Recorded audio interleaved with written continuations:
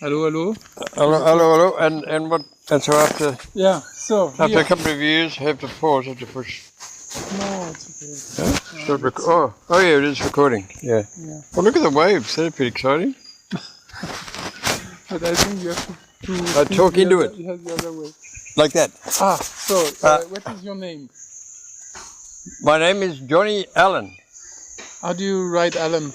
Allen. Okay. Yeah. The place where you live. I live in Fertile in Oroville in South India. Your status? Why? What's that mean? I don't know. Oh. Even me, I was surprised about status. Status. Well, I suppose it means are you married? Does yes, it? I think so. Okay, I'm definitely married, and have at least 4 children. Vision. What is your vision? My vision. Yeah. No, I don't know. It's a very relevant question because I believe in a horizon. You know, I think that the secret is to set a horizon of the world that you want to happen and to head for it, you know, and don't worry about all the guys going the other direction, because I think you're working with a finite amount of energy, and so my vision is my lifestyle projected into the future. Which basically means what you might call voluntary simplicity. You know, it's living as simply as you can, as autonomously as you can, which means that you generate as much as you can your own food, you build your own house, you grow your own food, you deal with your own waste, you generate your own energy. Yeah, as much as possible. And I frankly think that's how most people will live eventually. You know, it's a relevant question. Since when? Since when what? Since when did I have that vision? Yeah, no. Since when are you an educator? Oh, so-called educator. Well, really, since my own children were actually demanded to be educated. I was always opposed to schooling because I didn't personally enjoy anything but my university schooling. All the previous schooling felt to me like an ordeal that I had to disregard when I went to university, and so I was opposed to any form of rote learning with my children.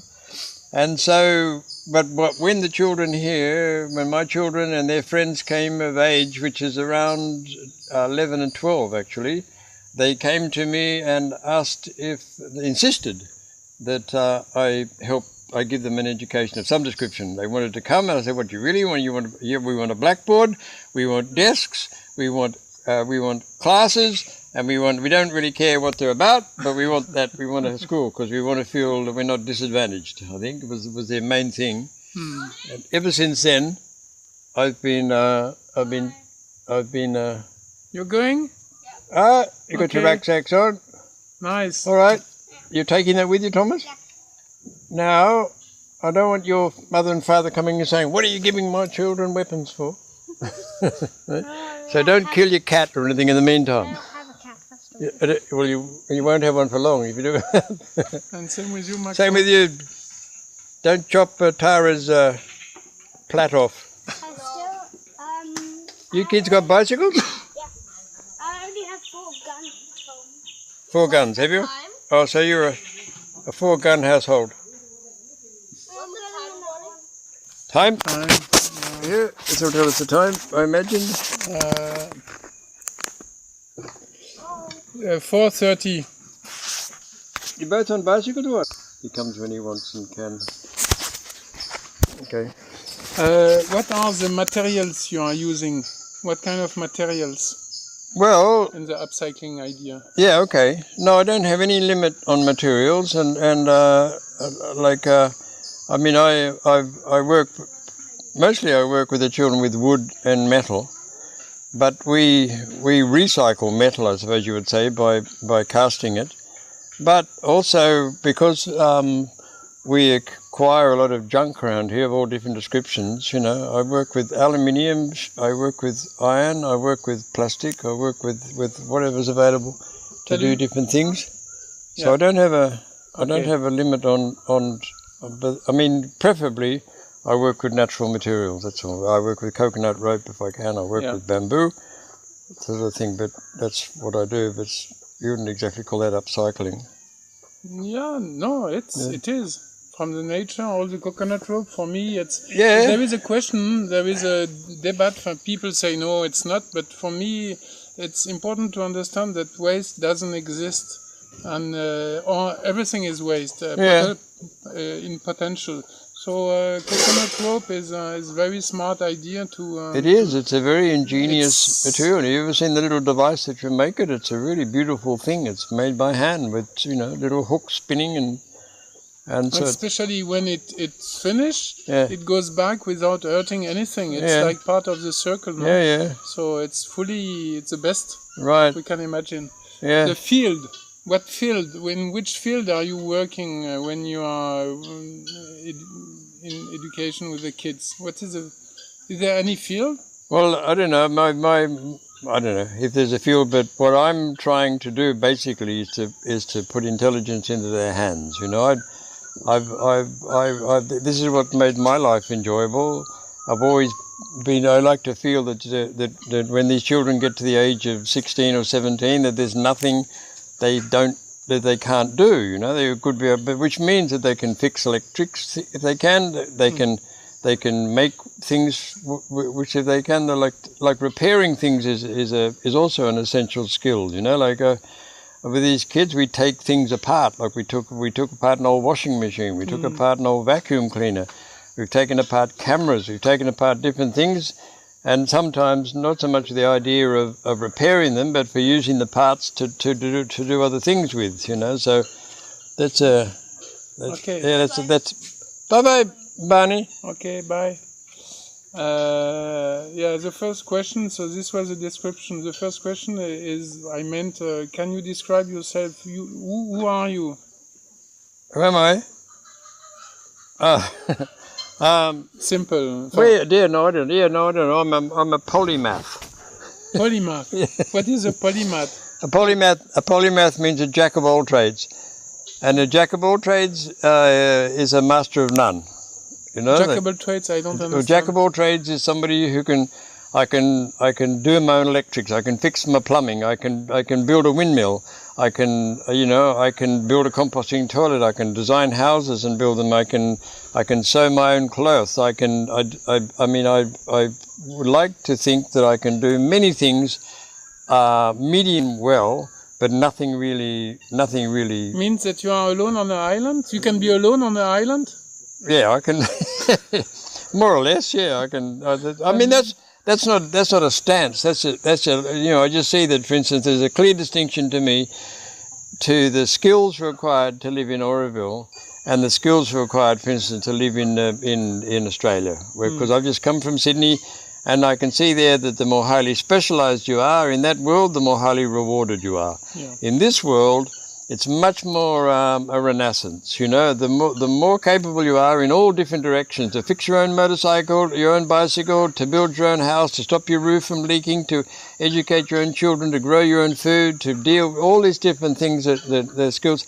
Unless you have some knowledge of what you're doing, you don't have to be able to do them, but if you know what's going on, you'll be exploited by the local tradesman or craftsman or something who realise that you don't know what's going on. It's the same in the West. You don't know, like you've got to get something repaired, like get your camera repaired. You don't know whether it's 5 minutes it's going to depend or 3 hours, Yeah. So the more you know about those things, and I've always made it my business to surround myself with things that I can repair, and that requires that you become, the true sense of a polymath is somebody who's a biologist and an ornithologist and a scientist and and all those things, which means that they're highly intellectual and skillful, and at the same time, I'm not that. But it's your way. Yeah. What is education for you today? What is it? Education. Yeah. Well, it's.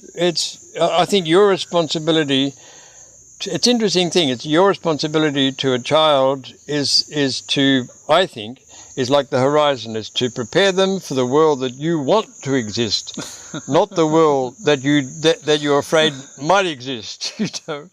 I've watched this. I've watched the way people have raised children in Oroville in particular. It's one of the advantages of being in a situation like this, that you do get to know people so well, you know. And I've watched the way people raise their children here, and I can see that if you raise children to live like this in Oroville, to farm, to work in the forest, to enjoy physical labor, to ride a bicycle as much as ride a motorcycle sort of thing, but to enjoy the basic survival skills, then I think, you know, I think that's personally what I see as an education responsibility there. I know there are people who believe that there's a very competitive world out there, and unless these kids are skilled in computer skills from a very early age and all these sort of things, they're not going to be able to compete. But I've watched my children go out of Oroville without any of those so-called skills, but only because they know, they have the confidence to know what they want, then they acquire the skills they need, and they don't necessarily get corrupted or engulfed by the technology or whatever it is that you know. But they are just centered also. The most important thing in an education is that a child gets to know who they are. Yeah. You know, that they're not superstars or but not so much what they're not, but what they are. You know, like I can see that from an early age, your responsibility of a parent or an education to a child is to try to recognize the spark of their personal enthusiasm, you know, and to encourage that. If you can do that, that's when I look back on the moments in my education where that I remember, and were real turning points. And then when I was working with enthusiastic people who knew what they were doing, who loved and respected me as a child, and who communicated their enthusiasm to me, and you know, and they appreciated that I was like, for instance, I had a physics teacher at school who recognized that I was building crystal sets and radios when I was a kid. He built a little television set, one of the first television sets, but he took me and he showed me his television set he'd built and the whole thing, and you know, and that, for me, I can still remember that very afternoon in my life, you know, because for me, I was inspired by that guy communicating his love of what he was doing to me, and you know. In fact, it looks like he was a guru, no? For helping you. Well, exactly. When you think, I can think of about 4 gurus in my life, you know, like people like Buckminster Fuller, for instance. When he stepped into my life, everything changed. Yeah. Always for the better, you know. Like I suddenly, like it was another scale came away from my eyes, you know, and I suddenly saw much more clearly that this guy recognized, or what I recognized in him, you know, it was something that already existed in me. Yeah, okay. Yeah, nice. What did you, so the question was, what is education for you today? What did you learn through this experience, giving education? Well, I mean, I think what you do learn from is that no matter what you do, you're being educated as well. You know, like the enjoyment that you have in education is watching children learn, and by watching that or how that happens, you learn yourself. It's a very enjoyable experience to share a child's delight in something that surprises them. You know, to suddenly realize they can do something that they didn't think that they could do 2 days before, or something like that. So it's Are you still surprised by some kids, or do you know them now after having so many? Do I know children? You mean generically? Yeah. Oh no. There are patterns that I suppose that you appreciate, but I don't know. I don't think there's a formula in that sense. I think it's been my experience, and that's why a situation like Oroville is powerful educationally, I think, because you know the child, you know if there's a problem, why there's a problem, because you know the parent or whatever the parent is, you know the relationship, you know. Like a lot of education has to do with dealing with parents, not dealing with children, you know. And so it's, once you know that, like that's why theatre is good too. That's why I enjoy working in theatre, because in theatre you can change a child's status in a social circle. You know, if the kid's really henpecked, you can elevate him. You know, and so it's an interesting thing to do. It's a little bit manipulative, but it's very enjoyable to play around with children, the politics of childhood, theatrically. So what are because you are speaking about theater, but what are the activities in fact you are using to go through education. What do you mean? For example, so there is this workshop. So okay, Yeah. they are dealing with matter and not so much with a blackboard. No, but I do that if I recognise. Like for instance, I have an interest in sailing, and so I could see with these children. Like I worked with a group of children last year for a couple of years actually. And we were sort of working on a little, because these were older children, the older ones, and so I was working a bit on the evolution of ideas until we got to navigation. And then I could see, because they enjoyed to draw, and I enjoyed the details, we did a thing on the history of navigation until we got to Ferdinand Magellan. And then we did a whole class on Magellan's journey around the world, and we made a small drama about it, and we did a thing like that. So I also enjoy to do informative, like Kontiki. The Kontiki, I've made a class of Kontiki, but I always try to include in the class, because we do half the class was on the journey, and then half the class we make the small raft and thing, you know. So you try to combine the theoretical with the physical. Yeah. The kids, given the choice, the kids would prefer to do only physical mostly, you know. Yeah. I mean, it's interesting to see with these kids who go from TLC on to last school. They, I speak to Yum and Yes. These kids now, and they reach a point where they want, at the age of 13, they want the theoretical. well, yeah, they're in there. I think they're in that hormonal abstraction sort of, and they want things like algebra, and they either want to be intellectually stimulated, you know. And they're prepared to forsake the idea of playing, which is basically the gist of education up to that point, for something a little bit more serious. And it's interesting for me to observe that they want that, you know. Yeah. And the same with the kids who came to me about the same age years ago, when my children were the same age. Up until 11 or 12, they didn't want to go to school at all. They wanted to just run around in loincloths and bows and arrows and cook birds.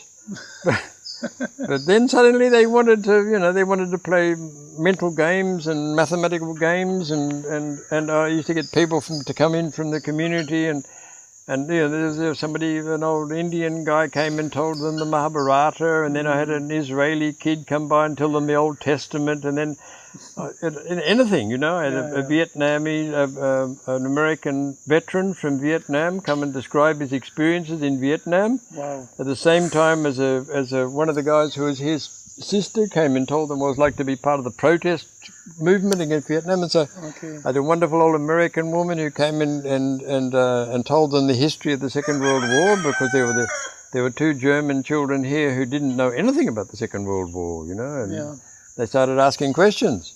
Yeah, for Germans. Johnny, what is upcycling for you? Well, no, it's a concept. It's a new concept. I mean, I can totally, be excited about it, because it's sort of what I've been doing all these years without realizing it. But like I say, I see an intrinsic value in everything that I throw out, you know, so I'm actually very careful what I throw out. And if I feel that from my experience that the children can use it in some way, or I can use it in some way, or something to make something more of it, like the children often come to me here with something they find, and they say, Johnny, can I have this? And I say, you can have it if you change it. You know, you have to change it into something. You can't just take it. You have to change it. You can change it. You can have it. And they go, oh, righto. Well, I'll make it into something else, you know. So they do. And I suppose that's what upcycling is, you know. It's but I think the generating excitement of upcycling is it's creative. You know, and you can see the way that education's going really is, and now you've got to consider that what your future lies within is not possible to automate it, you know, and you can see that because creativity, it draws from all different fields at the same time. It'd be the last thing to be automated, you know. Like, sure, to some degrees it'll be automated, there's no problem, you know, but we'll find a creative algorithm that'll be able to take things and give you possibilities, but then you're the ultimate, you know, integer that says, right, that's good. Yeah. What is your next project Oh, with the kids or without the kids? oh no, I don't know. I'm pretty short-sighted really, because the next project is to, like I say, is to take them out on a craft outing with very traditional crafts people.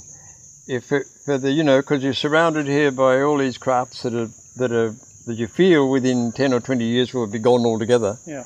And so it's interesting for me to be part of a group of people who are trying to keep things like that alive. And so I take them now down to Tiruvannamalai, and we work with a whole team of traditional craftspeople who work with all sorts of traditional fibres, like banana leaf fibres and coconut fibres and all sorts of palm fibres and palmyra leaves and all these different things. And they not only do they make old traditional things, but they also make modern, like cell phone holders and stuff like that, and so they adapt their crafts. And then, I don't know, that's the next short-term project. Yeah. Okay, cool. Okay, yeah, I don't know if I showed you, but I don't have it here.